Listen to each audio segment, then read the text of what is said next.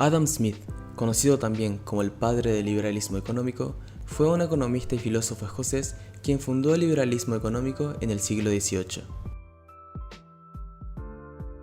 Adam Smith abordaba la economía a partir de la filosofía y sostuvo que el hombre libre no solo consigue el beneficio propio, sino también el beneficio común. De ahí nace el liberalismo económico. El liberalismo consistía en otorgar mayor libertad a las personas y reducir las intervenciones del Estado. Esto es, menores impuestos, menores limitaciones y cero subsidios.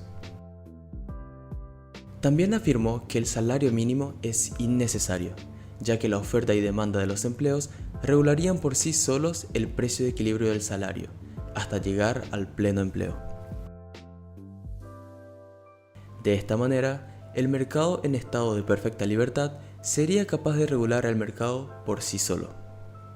Los productores producen lo que los consumidores demandan. Cuando hay una escasez, los consumidores compiten al estilo subasta, haciendo que los precios suban. Y por otro lado, los productores compiten sus precios entre sí constantemente, evitando que los precios se eleven excesivamente. Pasa lo mismo con el empleo. En los mercados que están con escasez de trabajadores, los salarios suben. Y en los mercados saturados, los salarios bajan. Oferta y demanda.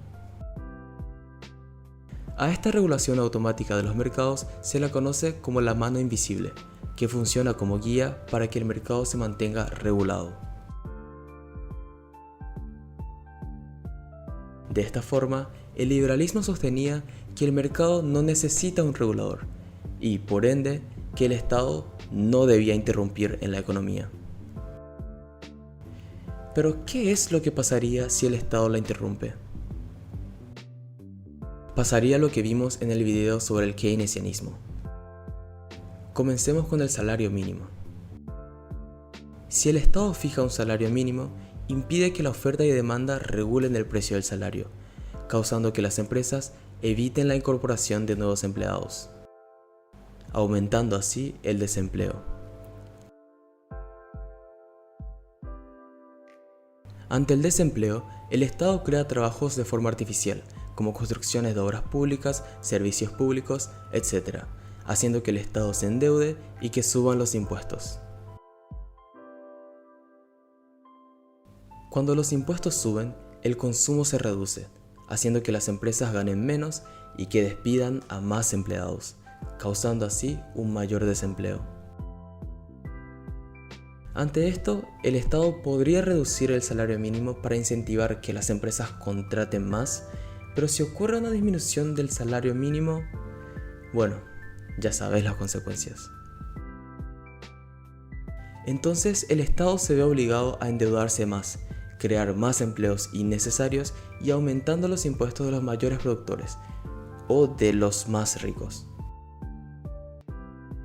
Pero esto a su vez incentiva a que la riqueza vaya escapándose del país, porque obviamente nadie desea seguir trabajando para mantener a los desempleados.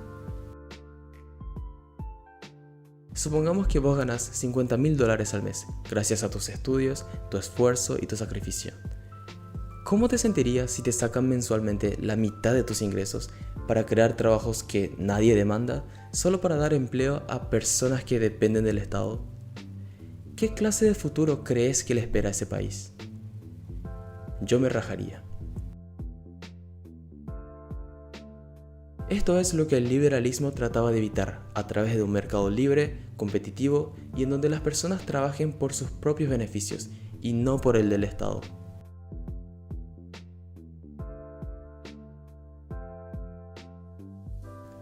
Podés estar de acuerdo o no con el liberalismo porque ninguna teoría es perfecta.